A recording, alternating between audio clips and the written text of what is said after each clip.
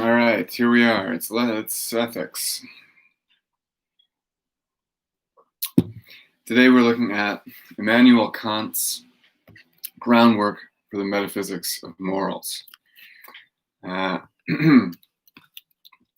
And with Kant, we are beginning our third ethical theory. Right? We've got virtue ethics with Aristotle, utilitarianism with John Stuart Mill, and deontology with Immanuel Kant.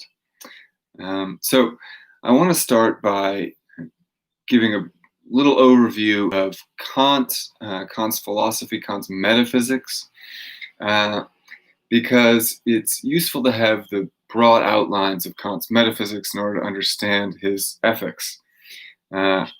And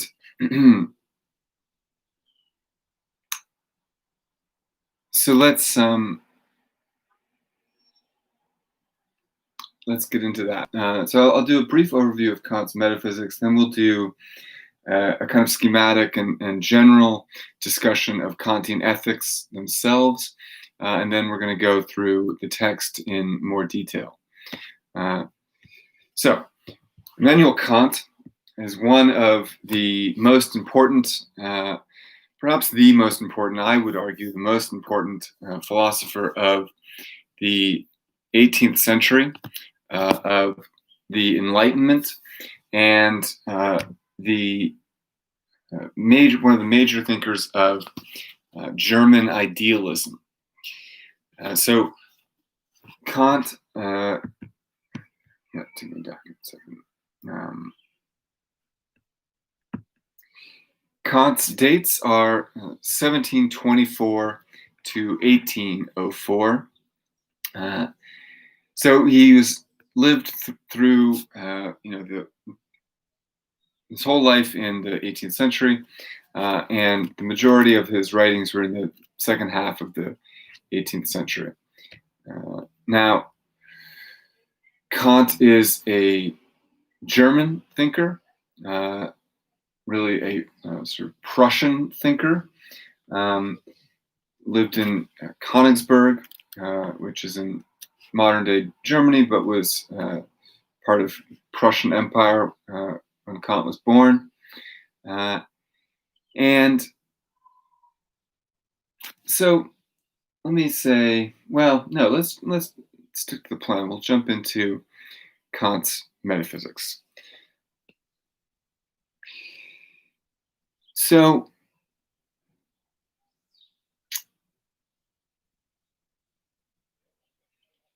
Kant is an idealist, right? A figure in German idealism. Kant's an idealist. And what do we know about idealism? Right? The other idealist that we've looked at this semester is Plato. Right? Idealism asserts that ideas are more real than appearances. Right? Idealists assert that reality is rational, right? And rationality is reality. Just as Plato argued that there are two realms, a realm of appearances and a realm of forms, Kant is also going to argue that there are two realms. Now, it's a little bit more complicated with Kant, but we can, for our sake, for our purposes, we can think of that distinction that Plato makes between appearances and ideas as being analogous to a distinction Kant makes between appearances and what he calls pure reason. Now, let's talk about what appearances are for Kant. Remember, for Plato, appearances are everything in the physical world, And that's true for Kant also. Everything in the physical world is a mere appearance. But we remember from Plato, right, that there was a major problem in Plato's system. The problem was transcendence. Right? How is it that ideas, these non-physical things, can be the foundation of the physical world? How can something physical be caused by something non-physical? That's the problem of transcendence. Now that's Kant's problem also. It's the problem of any idealist. But Kant's answer for how ideas can be the foundation of appearances is more detailed and is more sort of the subject of Kant's work than it was for Plato. Plato left transcendence as something of a mystery to be contemplated by the readers of his dialogues. If he had a sort of concrete doctrine of what transcendence looked like, it's not something that he put into his dialogues or his writing. Now, for Kant, who is not writing dialogues, who is writing in the standard form in 18th century philosophy of long treatises, he has to explain in detail how this transcendence is going to happen, right? If he's going to be an idealist and going to argue that reality is rational, lies in ideas, not in the physical world, he has to explain this in greater detail. What is this transcendence that makes it possible for ideas to cause the physical world? And Kant is going to explain this causality, or it's probably not the right word. He's going to explain this relationship between ideas and appearances by making an argument about the position of the human subject with respect to reality. By human subject, we mean the thinking, observing human being, the human being that is subject to the world, that experiences the world, right? So the human subject perceives and acts based on that perception. Now, generally in philosophy, prior to Kant, it was believed that, or the idea was, we have an objective world and an observing subject, and that the external world, the objective world, is as it appears. I perceive the world as it is. This is true in Plato also, right? I perceive appearances as they are. Right? Now, I don't grasp their true being through my empirical experience of them. I can only grasp their true being through thinking, through ideas, through the mind. But when I observe something, I am observing that appearance as it is, right? I attribute the things that I observe in the external world to the things that I observe. The subject is removed from the objective world. The subject observes the objective world. And what it observes is really there, even if what it observes is not the true being of what is there. Right? Kant is going to challenge this. Kant is going to say that the subject, the human subject, is responsible not just for the act of perceiving, but is also the structure and framework that allows that which is perceived to be perceived in the first place. In other words, for Kant, the objective world that we perceive is a product of the human subject, not, and is not something that exists without the human subject. So, let me say that again. The human subject is the reason the external world looks the way it does. The reason why we perceive the external world isn't, the reason we perceive the external world the way that we do is not because of the way the external world is in itself, but rather we perceive the external world the way we do because of the way the human subject is.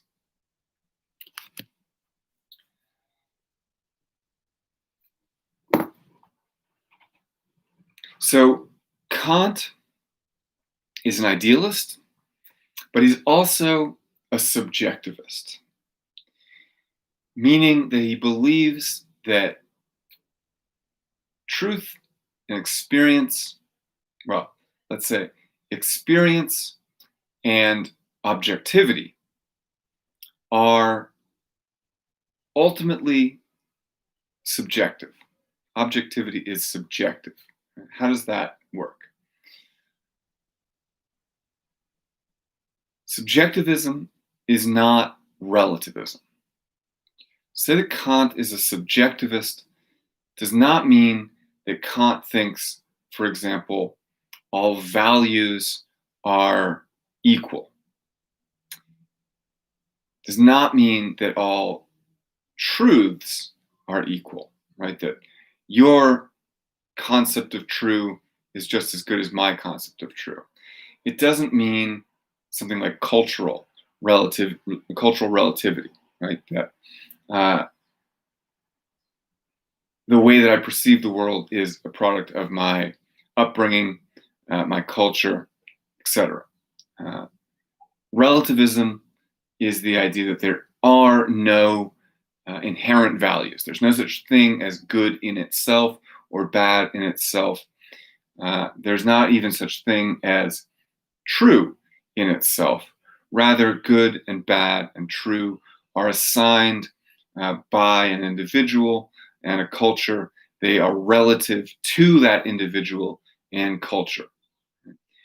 It's not what Kant means. Far from it, in fact. For Kant, there is an idea of objective good.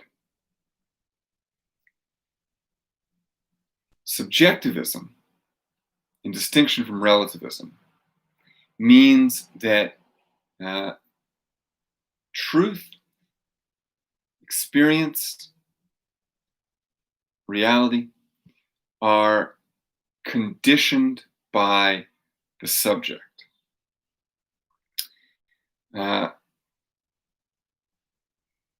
So, what does this mean? The easiest way to think about this is to think about this in terms of our faculties of sense perception. Let me already take one step back.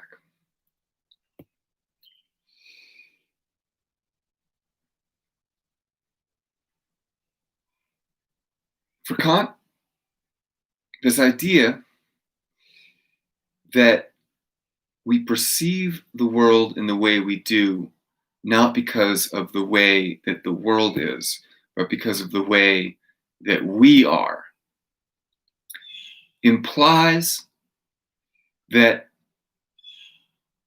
we never see the world as it is in itself.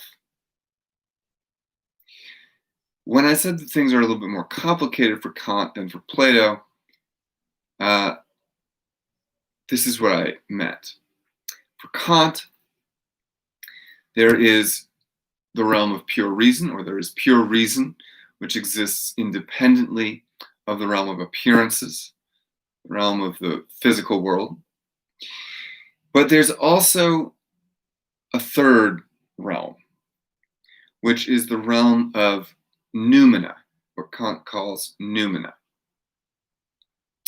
Now, for the moment, let's set aside pure reason and focus just on the distinction between phenomena and noumena. Now, phenomena and noumena, the realm of noumena is the realm of things themselves, as Kant says. Things in themselves, as Kant says. Things in themselves, that is to say, things as they exist independently of human experience.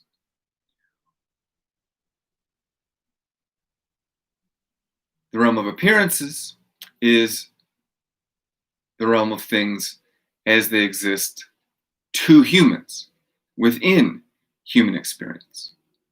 So the realm of appearances is the realm of things as they appear to us, humans. The realm of noumena is the realm of things as they exist in themselves and independently of any observing subject, of any human. So this already is an incredibly interesting and important distinction. And we could, sort of crudely think about this in terms of that old chestnut, right? If a tree falls in the woods and there's no one around to hear it, does it make a sound?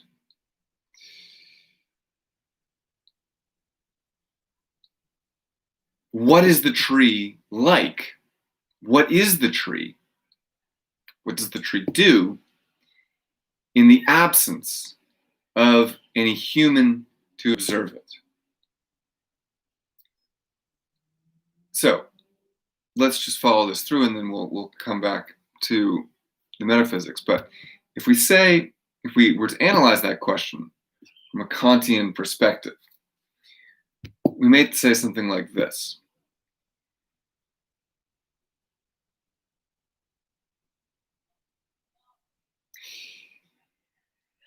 Well, from a Kantian perspective, the answer would be, it is unknowable what the tree does independently of human perception.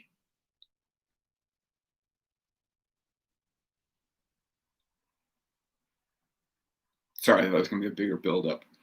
I had a different philosopher in mind.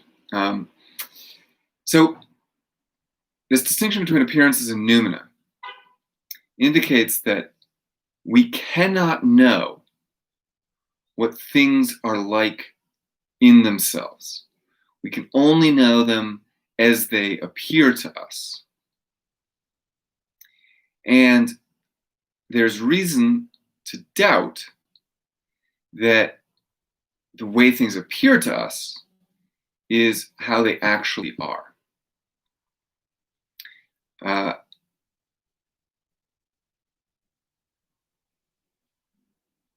So let's take,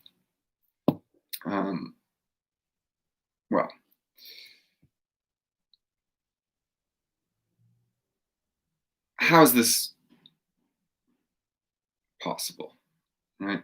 Why is it that we make a distinction between the way things are in themselves and the way they appear to us?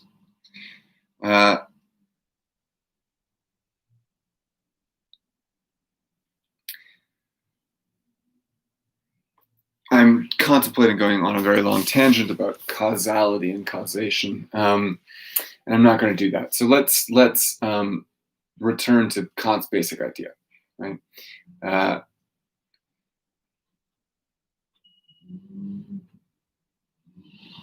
think about the way things appear to us. Things appear to us in one of 5 ways, right? We see it, we hear it, we touch it, we smell it, we feel it. Right? Taste. We only have 5 ways of perceiving. We only have 5 senses. The fact that those are our only tools for observing and experiencing means that anything that we don't get through those senses is simply not going to be experienced by us. In other words, there might be dimensions of objects of the external world which we are incapable of experiencing because, as experiencing subjects, we don't have the sensory faculties to experience them. Right? For example, a dog has a much better sense of smell than we humans do, but a much worse sense of sight. And so a dog smells all kinds of things that we can't smell, that, for our purposes don't exist.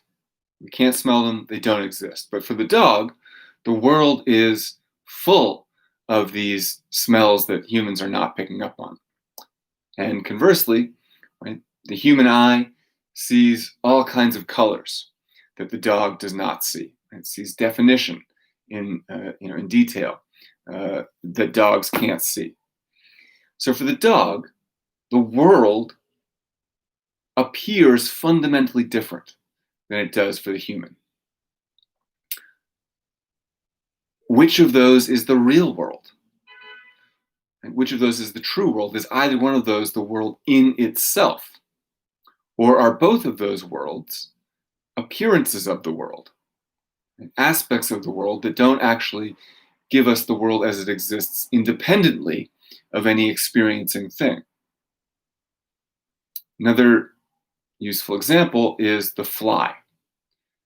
The fly has a kaleidoscopic eye, right? Meaning that it has 18 surfaces or however many surfaces in its eye.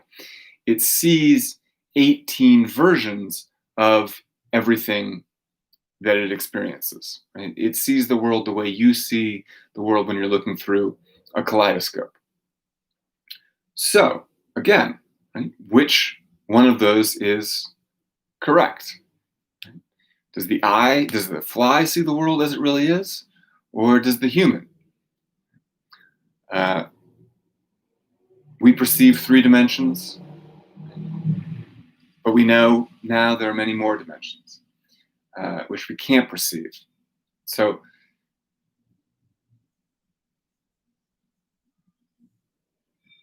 it's complicated material, but the essential idea is, right, we only perceive a section of reality, a sliver of reality, one face of reality.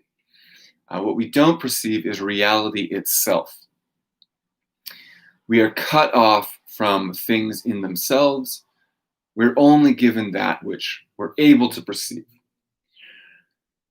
And so that's the first way to think about this. The finiteness of our sensory faculties. We can only perceive so much. We tell ourselves that we perceive, everything, but there's no way to be sure of that. If we had a 6th or a 7th sense, who knows what else we might know about the world? Who knows what other, how reality would appear to us? But there's a more fundamental condition that Kant talks about, subjective condition for experience. And those are a priori concepts. what he calls a priori concepts. For Kant, in order to make sense of the world, in order to have experience, in order to experience anything, we have to have innate ideas. So this is where Kant's idealism comes from, or this is really the essence of his idealism, right? That we have innate ideas, inborn ideas, ideas that sort of come with the car, right? We're born with a certain set of ideas. And just as we couldn't have any experience of the world without our senses, Kant thinks, we couldn't have any understanding of the world without these innate ideas. And what this means is that, in opposition to a lot of philosophy before Kant, the empiricists, Kant is suggesting our ideas don't come from our experience of the world. We don't get ideas from experience. Instead, we are born with ideas, and those ideas, those innate ideas, those a priori ideas, structure the world for us and facilitate our understanding of it. So for Kant, this are sense faculties, but even more so, these a priori innate ideas constitute what he calls the condition for the possibility of experience. The condition for the possibility of experience. We do not experience reality in an unconditioned and immediate way. We don't experience things as they are in themselves. In order to have experience, the condition for having experience is having some route of access into those things, right? Some way of organizing those things so that they can be experienced. And the first of these are our sense faculties, right? Which give us a route of access, right? They present an image, an aspect, face of what is. But Kant thinks, and this is really the key point, that just having that sensory experience is not enough to give us an understanding of them. In order to understand them, they have to, before they've been experienced, before they've been understood, be packaged, be presented to us, presented to our minds in a way that makes them digestible, that allows them to be experienced by us. So we, as it were, project these innate ideas onto the world, ordering that world. And only then, only after that, are we able to experience it.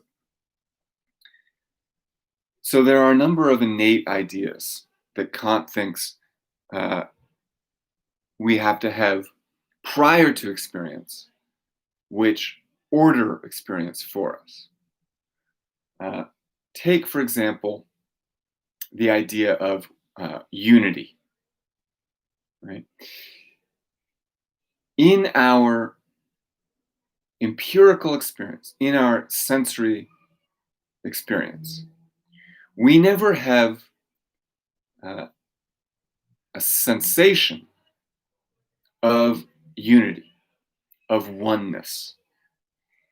Everything that we experience, everything empirical, can be divided, right? Everything that I experience can be divided. Anything that happens in space and time can be divided. Meaning that in my empirical experience, what I get with my senses, in everything that I get through my senses, I never have an experience of unity. I never see unity. I never see or I never feel oneness. Because all I see are different colors, right? Let's take this, think about it. And so where does this idea of unity come from? If I never experience unity, right? If I can never point to a thing and say, that is unity, then that idea of unity can't come from my sensory experience of the world. Kant thinks that means it must come from myself. And that every experience I have of unity, when I say, oh, that is a one, it's not that that thing in itself is a one, is unified, but rather it's that I have packaged that experience. I have conditioned that sense impression to impose this idea of unity on the sense impression in order to make sense of it for myself. So, okay, let's try this. Let's take this pencil, right? Now, all right, how is this not a one, right? Well, first of all, it can be divided into an infinite number of parts. And anything that has an infinite number of parts, right, is difficult to say what its unity is, right? What's the unity of an infinite thing or an infinite series, right? There is no sort of unity to an infinite series. But more to the point, right? When I look at this, what do I see?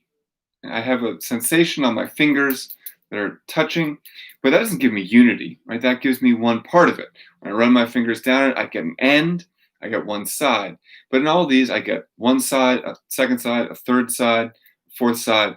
It's bounded, right? It has certain boundaries. But within those boundaries, there is, we now know from science, there's a mix of atoms. There's movement within this.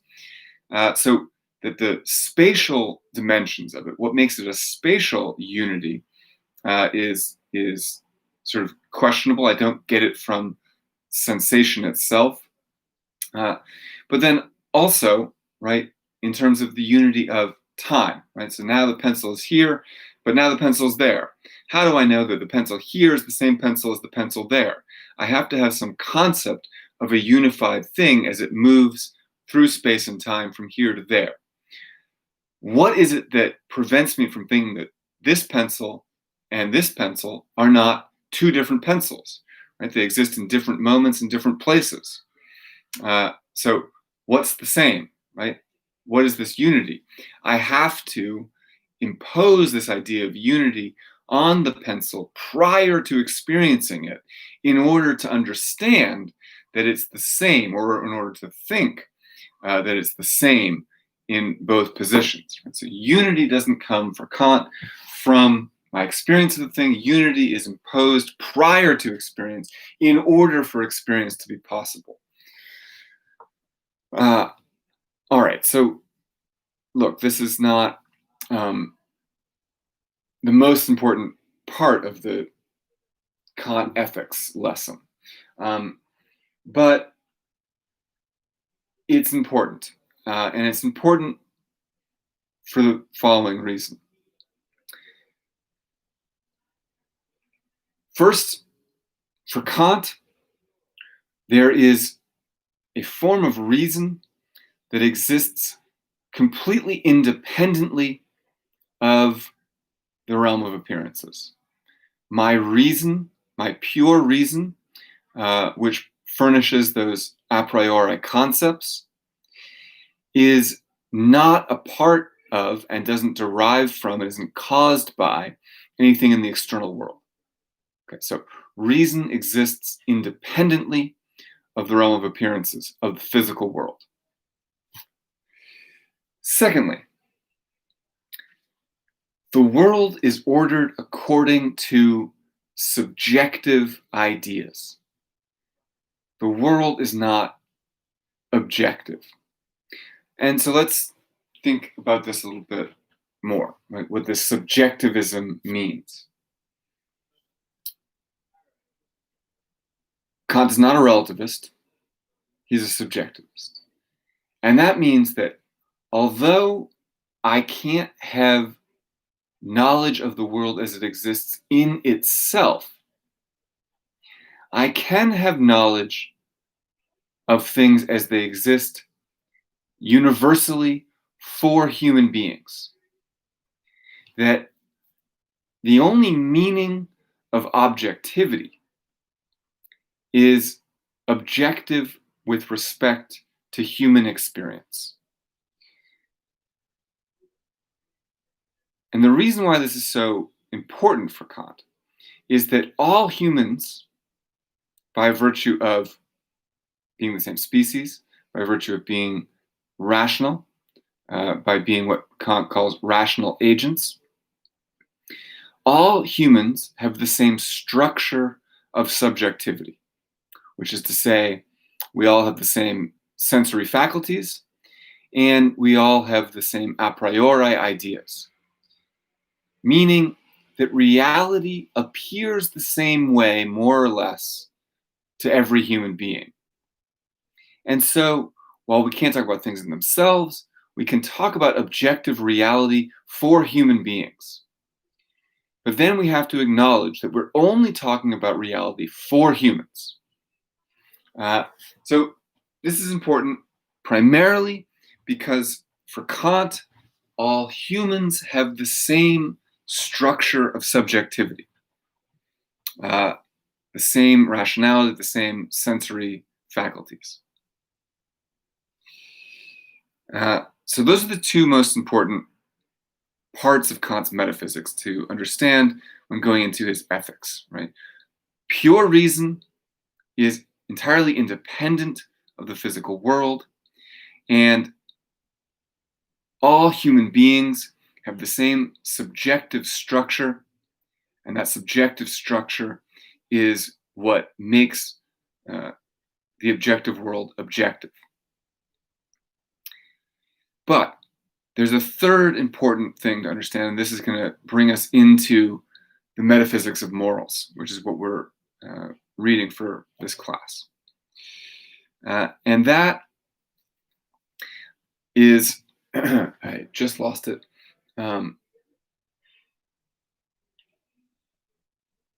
Forgive me. Reason's independent. All humans have the same subjective structure.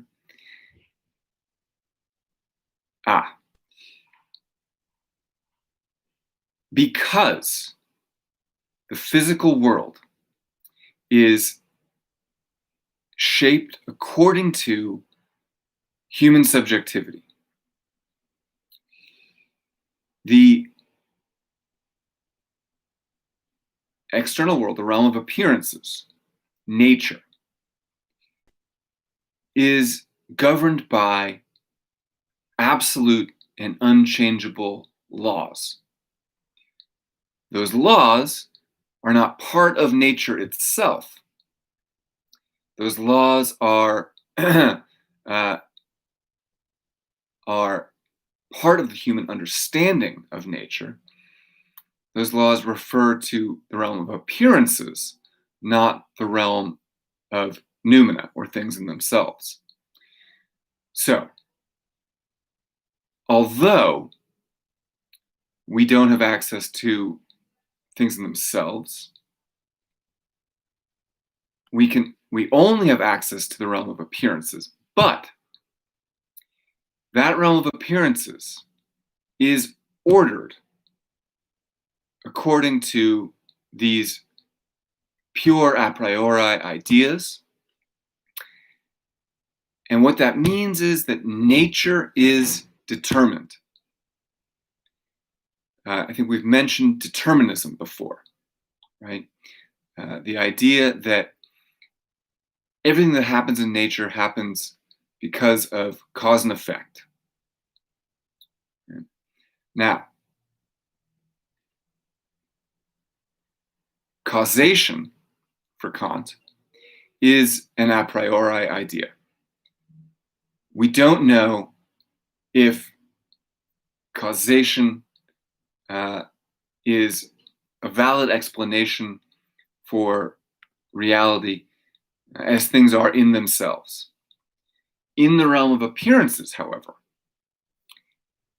everything must conform to this a priori idea of causation, right? Just as unity is an a priori idea, we never have an empirical experience of unity.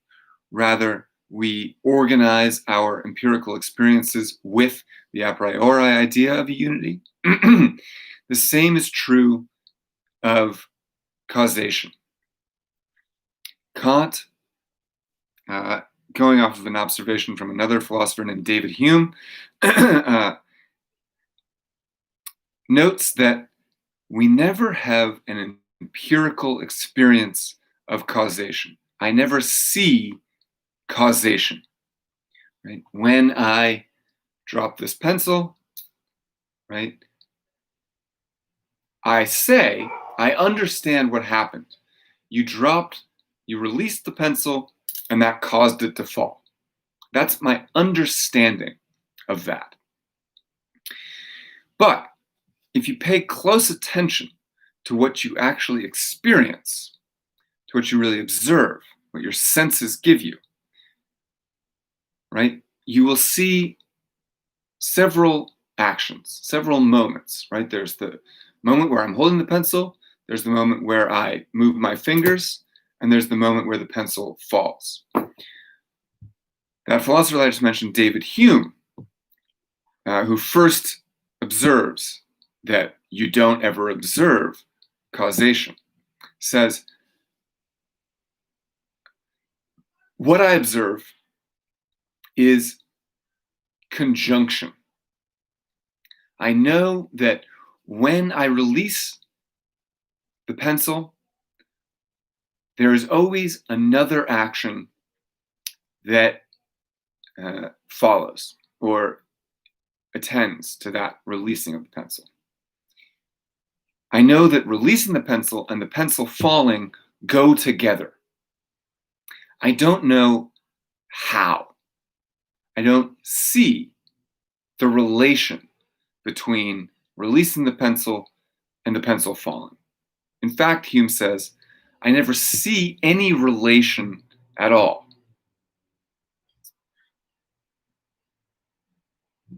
Unity is a form of self-relation. So I never see causation. I see constant conjunction. I see a relation of necessity, perhaps, although I can never be sure of its necessity, Hume thinks. But I see a relation between releasing the pencil and the pencil falling. I never see causation. The fact that I understand releasing to be a cause, which has the consequence of the pencil falling, is due to the fact that I have an a priori idea of causation. Kant thinks. This is now Kant's idea. Kant thinks the reason I understand the relation between releasing the pencil and it falling as a relation of causation is because I have this a priori idea of causation that is a necessary part of my experience, right? Is a condition for the possibility of experience. If I didn't have the idea of causation, I wouldn't be able to make sense of those two actions, right? The releasing and the falling at all. Now, this is extremely complicated material. We can talk about it a little bit more. Maybe you'll say, right, well, it's a successive sequence of events, right? Every time that you release is before it falls. For Kant, right, even succession itself is an a priori intuition, which is not something that I get from the world itself. Succession in time and space are themselves conditions of subjectivity. Anyway, but the important thing here is that because causation is one of my a priori ideas that I use to organize the realm of appearances, everything within the realm of appearances necessarily follows the law of causation, because the law of causation is imposed on the realm of appearances by me, myself, the experiencing subject.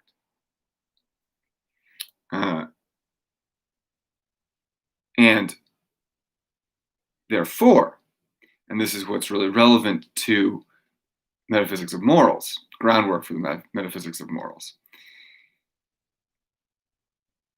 we can only understand nature through causation. And therefore, nature is deterministic.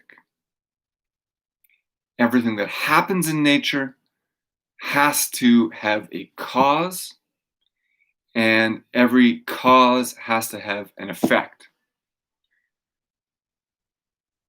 Because everything has to have a cause and every cause has to have an effect, everything in nature is predetermined. Now, what Kant really means here is that the only way we can experience the realm of appearances is as predetermined, as organized according to cause and effect.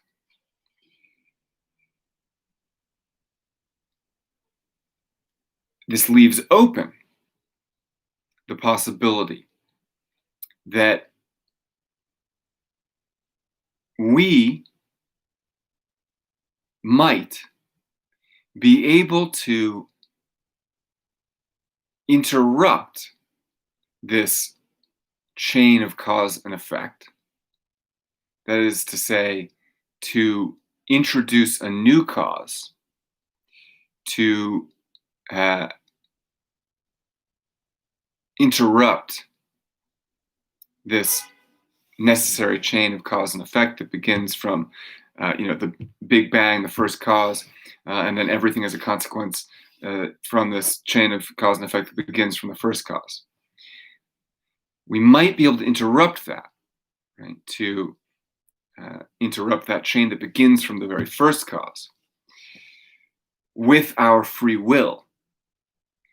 But it will never be, we will never be able to experience that free act, because everything in nature will appear to us to be the effect of some prior cause that is not ourselves. Now, that's an extremely complicated argument, extremely complicated. Honestly, I think the most complicated argument in philosophy. The reconciliation of free will with causal determinism. For